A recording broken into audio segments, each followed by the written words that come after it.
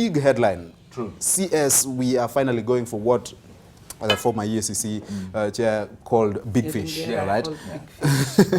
What was your reaction to this yesterday, at least? Honestly, and I don't want to downplay the fact that, the word that you've used, the big fish, and probably maybe heading for the bigger fish, you never know.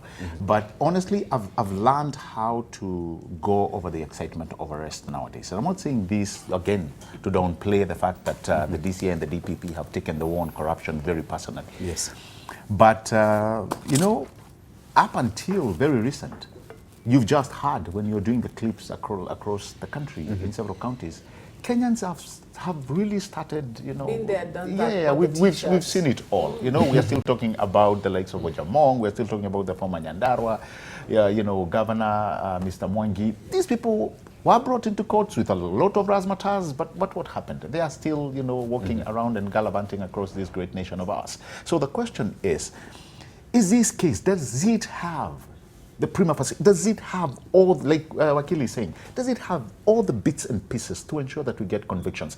By the way, Edmund, up until we start seeing people serving serious time in our prisons, like what Kenyans are saying, it will just be another soap opera. Okay. We need, and I can see, people have been talking about personalizing their own corruption. I'm glad the president has done that. I'm glad the DCI and again the DPP, everybody who has been talking about corruption, they've actually been putting their best foot forward.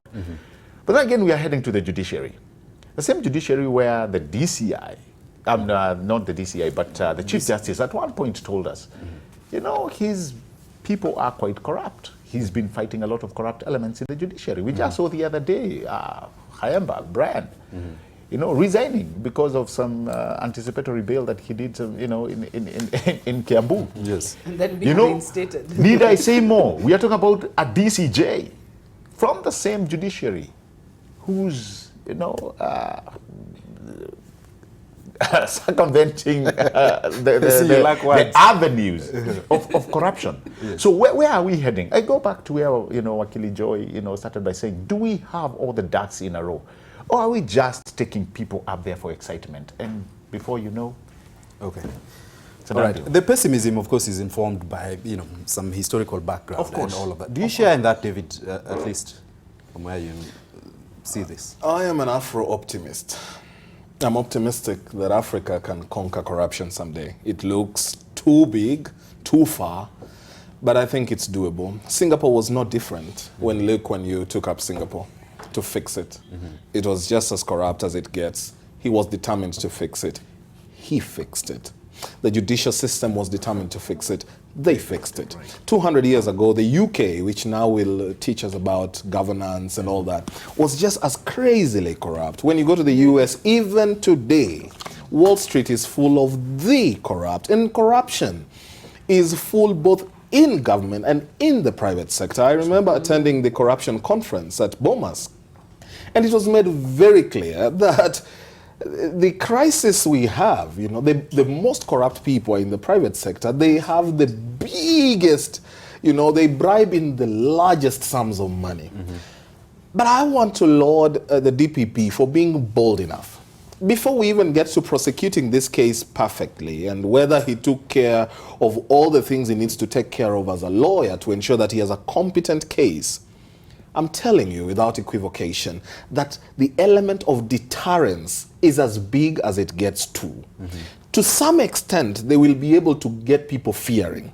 Not because that eventually they will go to jail, but possibly because of the shame they have to bear.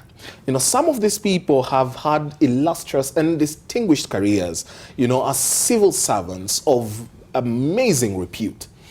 To now live at the height of their careers, just almost retiring, like the Kamau Thuges and even Rotich himself, because you were corrupt, it waters down that reputation immensely. So the deterrence that comes with this is first a win. Then secondly, I hope that they're able to prosecute this case in court with such distinction, so that there are no loops, and so that we are able to pick, even lawyers are able to see if they are let go by the judiciary, who was bribed. You know, everyone is able to tell, as a competent lawyer, they are able to tell, and George Kithi will tell us, they are able to look straight and say, hapa kumechezewa mchezo. Here the judge ate, and he has decided to look the other side, and has decided to be very bold about looking the other side. It does not matter. But the win in this fight against graft is that someone dared to start it. That's why I said President Uhuru Kenyatta needs to be lauded as the first president who saw the problem of what we have for what it is and decided something ought to be done. That major step, you know, could not be taken by previous presidents and previous leaders. He was bold enough. Now, whether or not you will come with stories of, oh, his family is in it, or capital cronism, name it, whatever it is, that he was bold enough and got people who would look at, who would share his vision in this fight. Their competence may be questioned by others. Some may say that the DPP has always rushed to court, and the cases he's put before court have been, you know, have not been watertight. But the determination to see this through has been immense. And no cabinet secretary in this country has been arrested. They've been compelled to step aside, taken to court. None has slept in jail. It is a lesson for our children and our children's children. This is the beginning. I hope that in the long run, the people who are culpable are able to go through the judicial process, that we will have honest judicial officers who have the interest of country at heart, who will also execute these cases with such honesty, who will share the vision for a Kenya that is ridded of corruption. Then we will see these people jailed. Yes. And then we will move to the next cadre of leaders and tell them, you may take time or you may hide in the safety of office, but finally it catches up. All right.